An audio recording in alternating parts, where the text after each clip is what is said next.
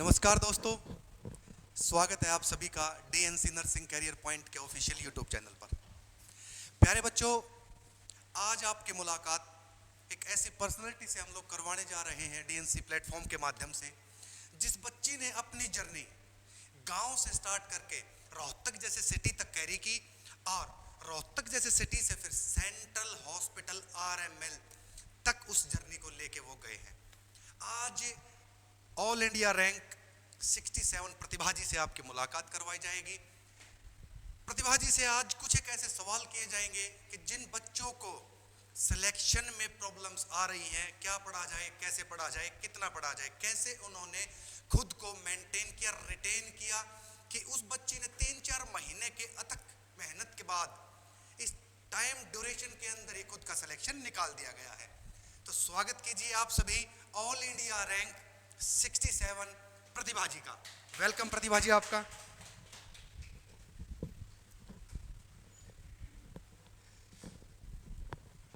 चीजें बड़ी सिंपल हैं प्यारे बच्चों। जिस तरीके से प्रतिभा जी ने चीजों को सिंपल ही रखा कि पढ़ाई का कोई अल्टरनेट नहीं है, पढ़ाई का अल्टरनेट सिर्फ पढ़ाई ही है। यहां से स्टार्ट करते हैं। सबसे पहले आप लोगों के सामने प्रतिभा जी का इंट्रोडक्शन दिलवाते हैं आपके सामने। प्रतिभा जी, कहां से स्टार्ट किया आपने, क्या कुछ माइंडसेट था आपका, 3-4 महीने के अंदर ही कैसे ये सब कुछ अचीव किया, जिसके अंदर एमएससी एंट्रेंस में भी आपका रैंक 5 था। Thank you sir. Myself Pratibha, I am from Tumbaidi Jhajjar. Sir मेरी schooling Sarvodaya girls school New Delhi से है। उसके बाद सर मैंने graduation college of nursing PGIMS से की। सर फिर जनवरी में मैंने DNC कोचिंग ज्वाइन कर ली थी। उसके बाद MSc एंट्रेंस हुआ जिसमें मेरी AIR 5 रैंक है। उसके बाद सर मैंने नोरसेट का एग्ज़ाम दिया था, वही हमारा मेन फोकस होता है, जिसमें मेरी AIR 67 रैंक है सर। प्रतिभा जी, जैसे कि बहुत से बच्चे इवन तो क्वालिफाई तक नहीं कर पाए। देखते हैं बच्चा पढ़ रहा है, लाइब्रेरी ज्वाइन की हुई है, कोचिंग ज्वाइन की हुई है, बच्चों ने कंटेंट भी इनफ है स्टूडेंट्स के पास, बट ऐसी क्या स्ट्रेटजीज थी आपके पास कि 2 ही एग्जाम जस्ट पास आउट होते ही और दोनों ही एग्जाम्स विद रैंक आपने करें? तो ऐसा क्या कुछ गाइड करेंगे आप आने वाली उस जनरेशन को, आने वाले उन बच्चों को, कि वो भी जल्दी ही नर्सिंग ऑफिसर का टैग कमा पाएं, हासिल कर पाएं? सर मैं यही कहना चाहूँगी कि हमने ना कंसिस्टेंटली मेहनत करनी चाहिए।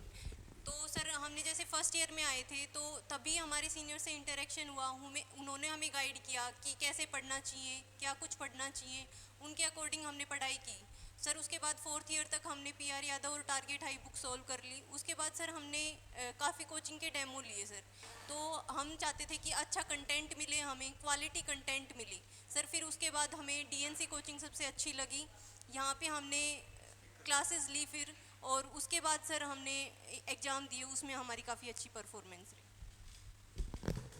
प्रतिभा जी, ये बात जरूर जानने में सभी व्यूवर्स, सभी स्टूडेंट्स, सभी नर्सिंग एस्पायरेंट्स या सभी वो बच्चे इंटरेस्टेड जरूर होंगे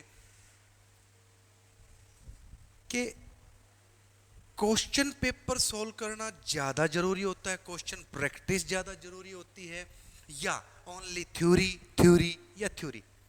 इस स्ट्रेटजीज के ऊपर आपने कैसे काम किया, खुद को कितना टाइम पर डे दिया, वीकली गोल्स के साथ दिया, मंथली गोल्स के साथ दिया? सर मेरे अकॉर्डिंग तो क्वेश्चन प्रैक्टिस ज़्यादा इंपॉर्टेंट होती है, क्योंकि अल्टीमेटली तो हमें क्वेश्चंस ही अटेम्प्ट करने होते हैं एग्जाम में। तो थ्योरी के साथ साथ हमने क्वेश्चंस प्रैक्टिस ज़्यादा की थी, और जैसे भी जो भी डाउट होते थे वो हम क्लियर करते थे। ऐसे नहीं कि भाई जो डाउट रह गए वो रह गए। जो भी डाउट आते थे टीचर से डिस्कस करते थे, उनके रैशनल ढूंढते थे, जिसकी वजह से हमारा काफ़ी अच्छा बेस बन गया था और एग्ज़ाम में काफ़ी हेल्प हुई। प्रतिभा जी, ऐसा तो देखिएगा कि हम सभी समझते भी हैं और मानते भी हैं कि ऐसा तो पॉसिबल हो ही नहीं सकता कि आपने भी लॉज, हाइज, मोटिवेशन, डिमोटिवेशन ये सब कुछ फेस ना किया हो, कि कहीं ना कहीं आपको ये फील हुआ हो कि मुझसे हो पाएगा या नहीं हो पाएगा, डाउटफुल आप भी हुए होंगे किसी ना किसी स्टेज पे जरूर।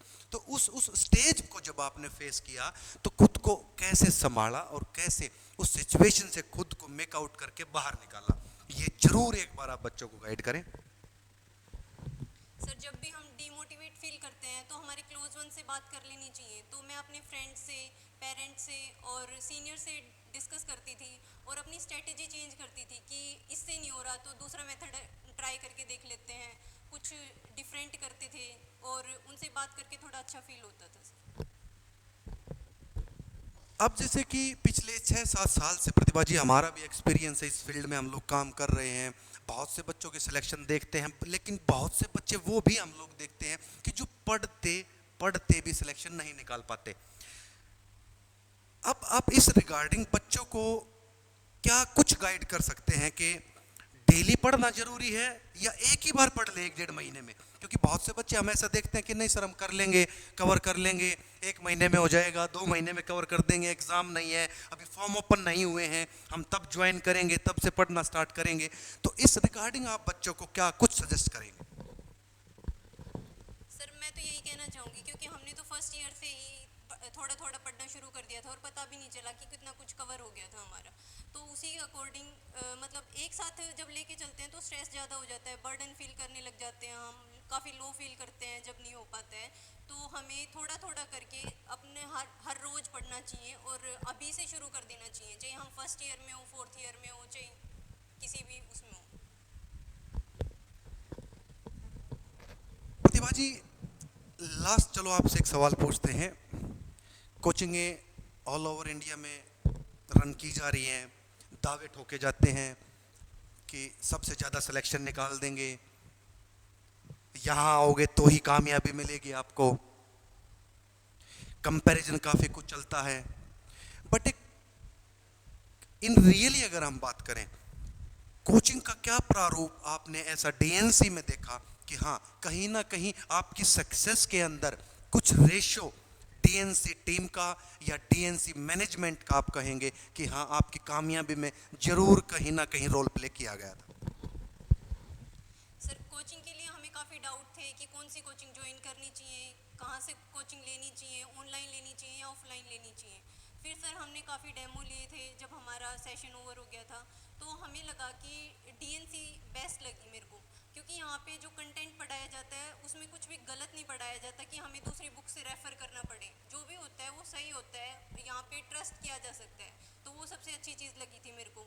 दूसरी टेस्ट सीरीज, सर जब भी हम टेस्ट देने जाते थे, टेस्ट देने आते थे यहाँ पे, तो फिर सर जो है एनालाइज कराते थे हमें कि हमने क्या गलतियाँ की हैं, कितने टाइम में पेपर अटेम्प्ट किया है और कौन सी मिस्टेक्स हमें नहीं करनी चाहिए, और हम भी जाके एनालाइज करते थे, तो उससे काफ़ी हेल्प मिली थी सर एग्जाम में। प्रतिभा जी लास्ट चीज बोलते हैं कि आपकी कामयाबी का 100% श्रेय सिर्फ आपका ही है। ये आपने जो टैग है नर्सिंग ऑफिसर का, ये खुद कमाया है, खुद की मेहनत से कमाया है।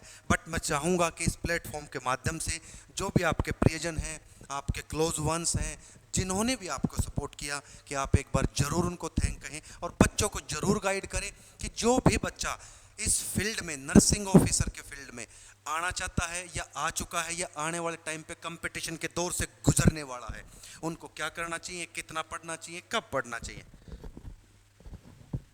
सर सबसे पहले तो मैं थैंकफुल हूँ अपने पेरेंट्स से, उन्होंने मेरे को सपोर्ट किया, गाइड किया, हर जगह पे हर फेज़ में मेरे को सपोर्ट किया उन्होंने, तो I am very thankful to them.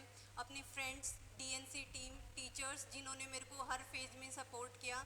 उसके बाद सर मैं जूनियर्स को यही कहना चाहूँगी कि अभी से प्रिपरेशन शुरू कर देनी चाहिए। ये नहीं देखना चाहिए कि हम सेशन ओवर होएगा उसके बाद कोचिंग लेंगे फिर शुरू करेंगे। अभी से अपने बुक से क्वेश्चन सॉल्व करना, कहीं से भी कंटेंट मिल जाए वो पढ़ लेना चाहिए, उससे हमें पता नहीं चलता कौन सी चीज़ कहाँ काम आ जाएगी। उसके बाद सर मैं यही कहना चाहूँगी कि खुद पे भरोसा होना चाहिए कि हम कर सकते हैं। कई बच्चे पढ़ते रहते हैं लेकिन उनको इतना बिलीव नहीं होता खुद पे कि हाँ हम कर भी पाएंगे या नहीं, तो सेल्फ बिलीव इज़ मस्ट। उन्हें ये होना चाहिए कि हाँ हम कर लेंगे, अगर मेहनत कर रहे हैं तो हमारा ज़रूर होएगा selection. Thank you sir. Pratibha ji last चीज आपसे जरूर पूछना चाहेंगे, अब आपके नाम के सामने एक टैग टैग लगा है, एक बार उस टैग के बारे में थोड़ा सा स्माइल के साथ बच्चों को बताएं कि in really right now who you are. Sir I am nursing officer in doctor RML hospital.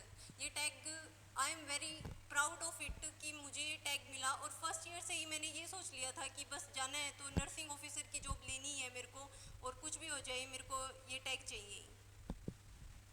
धन्यवाद प्रतिभा जी आपका।